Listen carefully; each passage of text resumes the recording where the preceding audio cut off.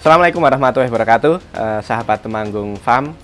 Kali ini sedikit spesial karena biasanya kita berkunjung di peternakan domba kambing, tetapi kali ini kita berkunjung di sebuah peternakan sapi yang cukup lumayan besar di Temanggung. Peternakan yang nanti akan kita bahas sama pemiliknya langsung. Assalamualaikum warahmatullahi wabarakatuh. Perkenalkan, nama saya Dimas Ageng. Untuk profesi sekarang selain menjadi peternak, saya masih menjadi mahasiswa di salah satu kampus di Yogyakarta. Statusnya mahasiswa yang menjadi peternak atau peternak yang menyambi jadi mahasiswa ini? Kalau prioritas tetap masih mahasiswa dulu ya. Prioritasnya masih mahasiswa ya, benar. Berarti Mas Dimas ini seorang mahasiswa yang di tengah kesibukannya mengurus tugas akhir, beliau sudah membangun bisnis. Nah, ini perlu dicontoh karena kebanyakan dari mahasiswa itu setelah lulus pengennya jadi pegawai. Nah, nek Mas Dimas ini beda berarti. Setelah lulus pengennya sudah punya pegawai gitu. Gitu ya Mas Dimas ya. Nah, Mas Dimas, Mas Dimas ini kok punya ide untuk beternak sapi itu alasannya kenapa Mas Dimas? Alasannya turun-temurun ya. Oh, turun-temurun. Berarti dulu pertamanya. Bapak itu atau dari mbah dulu. Oh, dari mbah dulu. Mbah seorang? Mbah dulu istilahnya belantik ya kalau sekarang. Pedagang, ya, pedagang sapi. Pedagang sapi sama domba. Pedagang sapi sama domba. Terus Bapak? Kalau Bapak untuk pasar buat Idul Adha. Oh, pasar buat Idul Adha. Kalau Mas Dimas? Kalau saya pasar buat Idul Adha sama pasar buat penggemukan. Mengkombinasikan antara mbah sama bapak ini berarti? Kalau saya bikin segmen baru itu yang penggemukan. Oh, yang penggemukan ya, yang penggemukan. Satu, yang pertama alasannya karena faktor turun-temurun. Yang kedua Mas Dimas apa?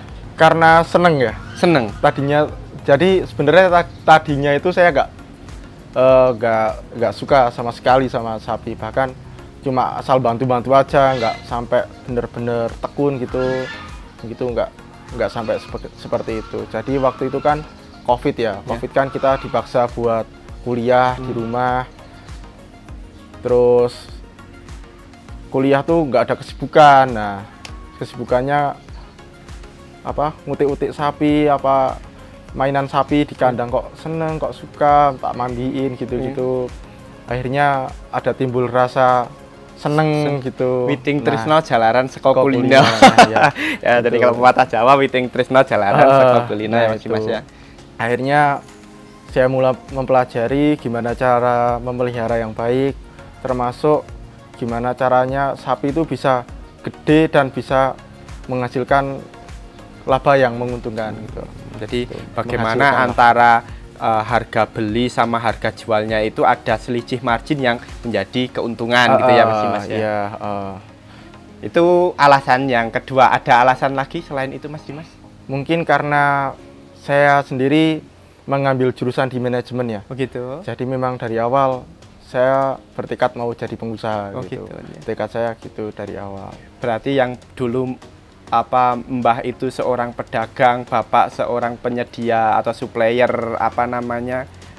kambing gitu kan. Terus panjenengan dengan mungkin Bapak sama Mbah belum ada dari diatur secara manajerialnya, secara manajemen yang bagus. Dengan adanya keilmuan yang jenengan peroleh dari kampus itu akan panjenengan terapkan di entitas yang panjenengan buat gitu ya. Insya Allah. Gitu. Mas Dimas, kalau yang saya lihat itu kan di sini sapinya itu sapi-sapi pedaging, bukan sapi perah. Nah, alasan kok yang dipilih itu sapi pedaging? Yang pertama karena pasar ya. Kalau demand dari sapi pedaging kan lebih tinggi daripada sapi perah gitu. Kalau di sekitaran sini. Alasannya itu? Iya, pertama. Kalau sapi-sapinya panjenengan itu terus ada tipe-tipe khusus atau memang karena pedaging ini kan misalkan ada karkas yang paling bagus itu karkas yang mana dan segala macamnya itu? Kalau buat khusus pedaging ya, selain buat Idul Adha memang ada tipe khusus memang. Terutama dari segi kenaikan pertumbuhan berat badan itu harus ada sorotan yang lebih lah. terhadap itu. Apa Mas yang tipe-tipe yang misalkan panjenengan ada di kandang ini yang menjadi apa namanya ada terus di kandang itu? Limosin sama simental. Limosin sama Iya. simental itu yang paling bagus untuk Yang paling pengumukan. bagus untuk pengumukan. ADG-nya juga paling tinggi. Iya, ADG-nya paling tinggi itu bisa lebih dari 1 kilo, bahkan kalau ada kompensatory growth itu, Oke.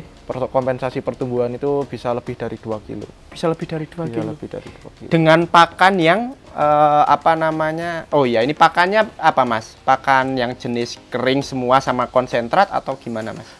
Kalau saya hijauan itu kan pakan utama ya. Hijauan pakan segarnya? utama buat ternak, hijauan segar sama konsentrat. Konsentrat gitu. Jadi mengkombinasikan antara pakan segar dengan konsentrat. Iya. Apa namanya? Mas Dimas ini sistem penjualannya Untuk sistem penjualan buat penggemukan kadang dipotong.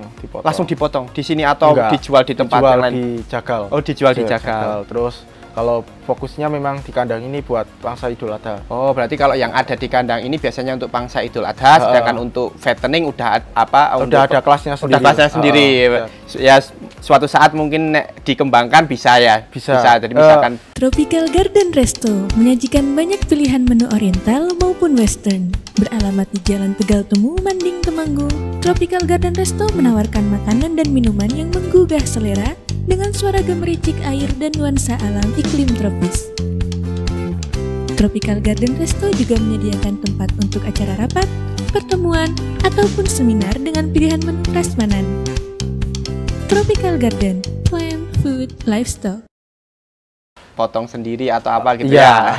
Keinginannya mesti sampai ke situ toh, Iya. dari hilirisasi sebuah apa namanya produk kan gitu.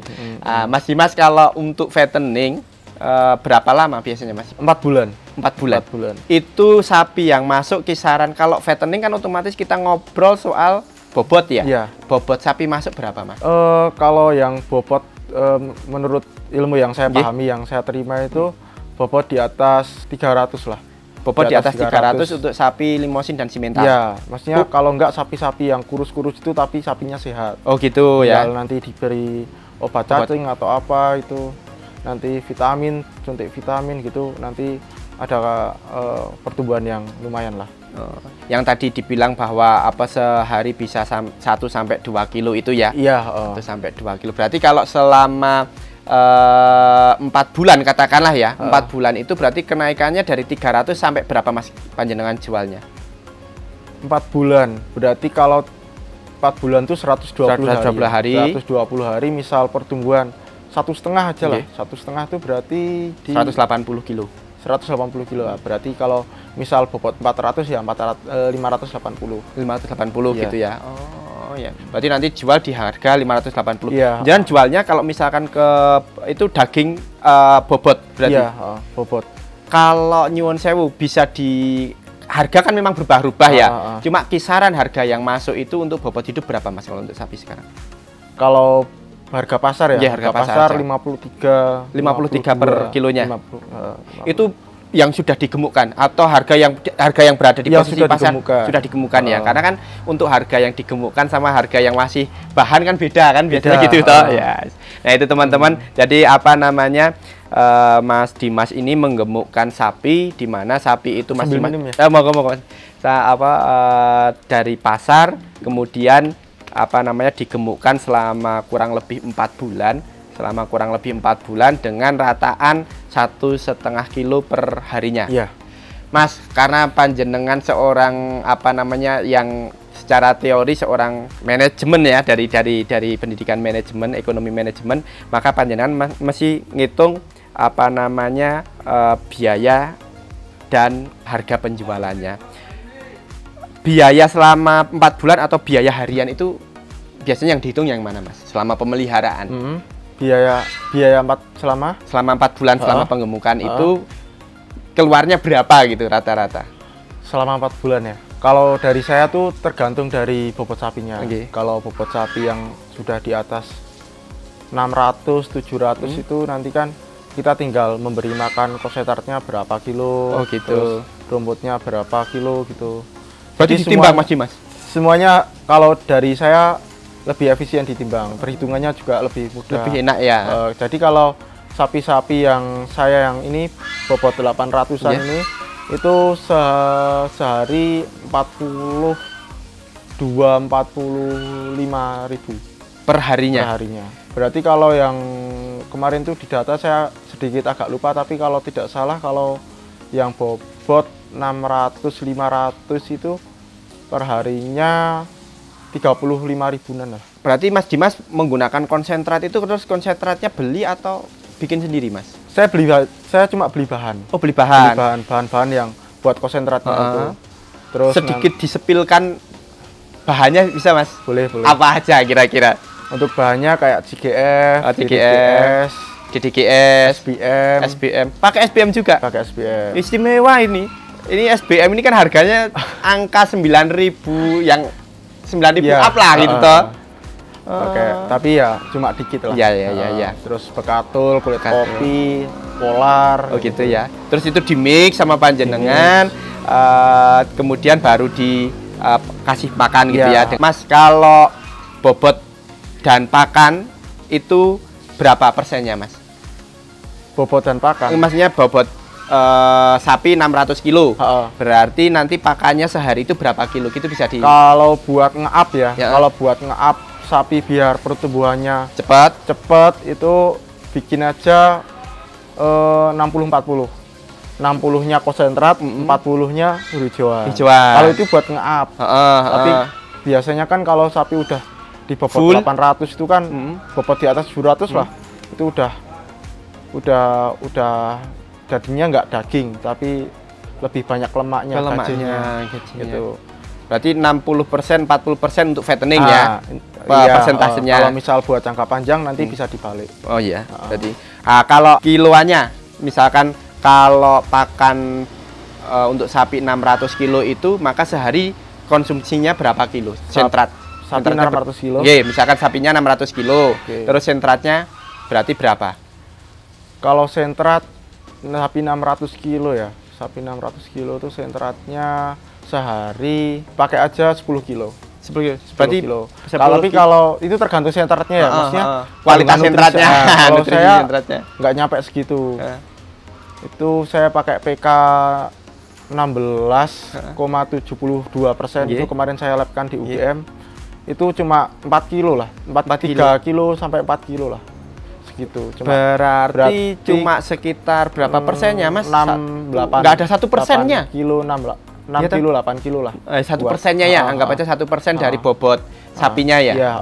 Berarti ya nggak banyak ya pakannya ya? Iya, ya tergantung kualitas. Tergantung kualitas. Ya wes, karena ini tergantung kualitasnya dan jenengan sudah nge-lab sendiri. Sepil regone, Mas. Nah, kira-kira itu regone berapa tuh sekilo kalau yang Mas jenenge Dimas itu bikin? Akikah Al-Baqi, layanan akikah siap saji di Temanggung. Pesan hewan akikah kini sangat mudah. Order pakai HP-mu, pesanan kami antar ke rumah. Akikah Al-Baqi, akikah yang bernilai sedekah. Karena 35% keuntungan akan didonasikan untuk Rumah Quran Zabisa. Akikah Al-Baqi, mudah, amanah, dan sesuai syariah. Kalau punya saya sekilo harga jual ya. Kalau harga jualan juga? Harga produksi iya saya jual konsentrat juga. Oh, jadi Jual teman-teman konsentrat Mas juga. Dimas ternyata selain bikin bikin untuk beliau di peternakannya, tetapi juga jual juga. Iya, konsentrat buat ruminansia, gitu. kecil sama besar ya. Besar. Berapa, Mas? Kalau buat kambing itu 4.700. Oh, 4.700. Kalau Terus buat PK-nya tadi berapa? 16,7. 16,72. 16,72. Terus kalau yang sapi Sapi 4.800. selisih 100 rupiah. Itu karena ada kandungan booster. Oh, Harga dikasih boosternya boosternya. beda. Ya, booster premiknya itu dikasih beda. premik. Oh, harga premiknya untuk yang kambing sama sapi Sapi beda. beda, Oh, ya, gitu. itu. Selisih 100 rupiah ya. Dengan PK 16,72 dan itu sudah dilabkan. Jadi Sudah dilabkan. valid ya. Ya, Nggak cuma valid. sebatas hitung-hitungan teori itu ya. Jumlah sapi yang panjenengan miliki itu kira-kira berapa ini sekarang? Sekarang baru 16 ekor. 16 Baru ekor. 16 Itu yang besar. Itu campur. Oh, Kalau yang campur. besar ini berapa ya? 2, 3, 4, 5, 6, 7 ekor, 8 ekor. Mas, langsung aja. Karena biasanya ini pemirsa kan rodok kepo di harga. Ya. Harga sapi yang besar itu kisaran berapa, Mas? Besar Plus bobotnya wis, kisaran bobot. besar di bobot 800-an. Heeh. Itu kalau saya jual di Idul Adha itu di atas 55.000. 55 juta. 55 juta. Iya, di atas 55 55 juta. Nanti juta. harga di bobot di atas 900 itu udah beda lagi. Udah beda lagi, ada Itu, grade-grade-nya masing-masing ya. itu udah di atas 70 jutaan. Kalau 900. Itu untuk misalkan nih area Temanggung dan sekitarnya itu kena ongkir atau wis free ongkir, Mas? Untuk Temanggung, Magelang, Semarang, terus daerah Wonosobo itu masih free ongkir. Free ongkir. Jogja juga, kalau Sleman masih free ongkir. Sleman masih free ongkir. Tapi kalau di luar itu ada ada obrolan yang lebih gitu ya. Ada ongkir ya, Gitu. ada ongkirnya. Gitu. Itu kan sapi yang kualitas besar. Mas Dimas punya nggak yang kualitas ekonomisan lah gitu? Ada buat Idul Adha besok ya. Buat Kisaran Idul Adha. Harga mulai 18 jutaan. Harga mulai 18 jutaan, dimulai Ya. harga 18. Tipe sapi ini apa, Mas, kalau yang harga 18 jutaan, Mas? Macam-macam. Kalau kebanyakan sapi-sapi pigon itu. Sapi-sapi pigon. yang crossnya udah campuran. Itu. Oh, kalau yang harga 50 sampai 70 jutaan itu yang limosin dan simental itu. Ayo Mas, langsung ke kandang aja ya. Siap ya, Mas. Kita lihat-lihat sapi-sapi